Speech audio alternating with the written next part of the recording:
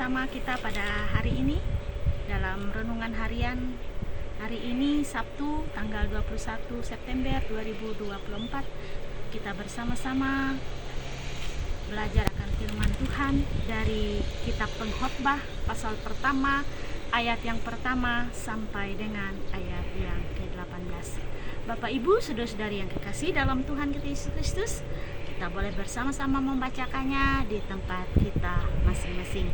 Saya hanya membacakan ayat yang kedua, ketiga, ke-17 dan ke-18 untuk kita dari Pengkhotbah pasal 1 ayat yang Pengkhotbah pasal 1 ayat yang pertama sampai dengan ayat yang ke-18.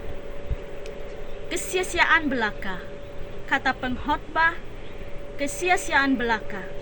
Segala sesuatu adalah sia-sia.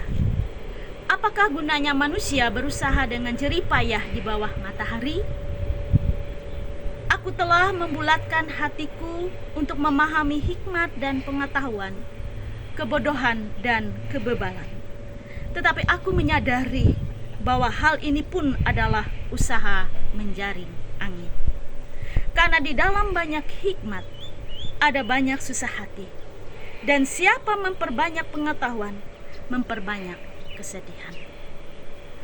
Saudara-saudaraku yang kekasih dalam Tuhan kita Yesus Kristus, tema untuk kita pada hari ini yaitu mensyukuri anugerah Tuhan. Pernahkah kita termenung dan bertanya pada diri sendiri, apa yang menjadikan hidup ini mengandung arti bagi kita? Kemana arah tujuan hidup kita? Apa obsesi kita dalam hidup ini dari hari ke hari? Apa gunanya hidup? Pertanyaan semacam ini pernah dipikirkan oleh orang-orang pada masa lampau. Salah satunya apa yang dituliskan dalam kitab Pengkhotbah. Pengkhotbah adalah seorang yang merenungkan secara mendalam tentang arti hidup manusia. Hidup manusia sebenarnya fana, sementara, dan tidak kekal. Dari mengamati berbagai peristiwa yang terjadi di bawah matahari, ia tiba pada kesimpulan yang mengejutkan. Semuanya sia-sia. Kata yang digunakan berarti hampa, sesuatu yang tanpa bobot seperti angin. Ia sungguh menegaskan bahwa hidup ini amat sia-sia. Matahari terbit dan terbenam, angin tetap berputar, dan air tetap mengalir ke laut. Sementara itu, manusia datang dan pergi. Kebanyakan dari kita tidak akan diingat bahkan oleh orang-orang yang hidup setelah kita. Panca indera kita pun tidak akan pernah terpuaskan oleh hobi, makanan, tempat-tempat eksotik, dan lainnya.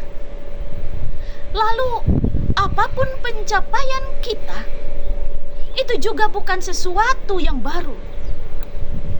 Manusia lahir, lalu mati. Demikian seterusnya. Hari lepas hari lewat. Berbagai peristiwa alam bergulir rutin. Semua berulang tanpa makna.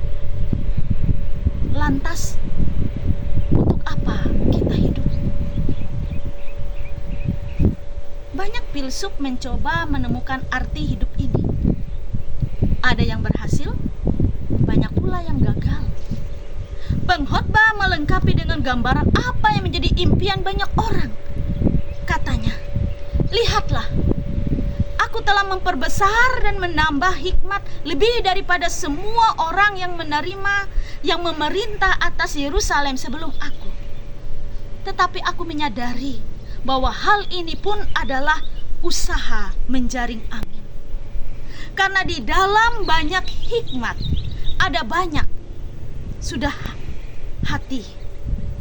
Dan siapa memperbanyak pengetahuan, memperbanyak kesedihan.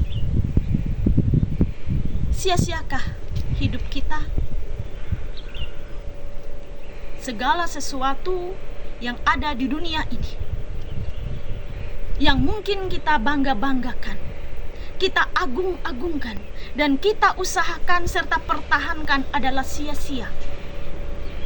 Bukan saja rutinitas peristiwa alam membuat menyimpulkan kesia-siaan hidup. Semua kerja, kekayaan, hikmat yang boleh manusia alami pun sia-sia saja.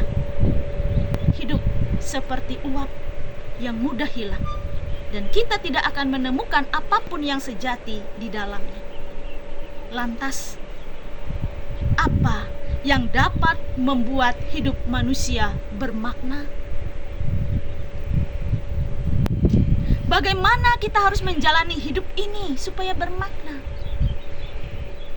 Inilah yang menjadi inti pembicaraan pengkhotbah dalam bagian ini.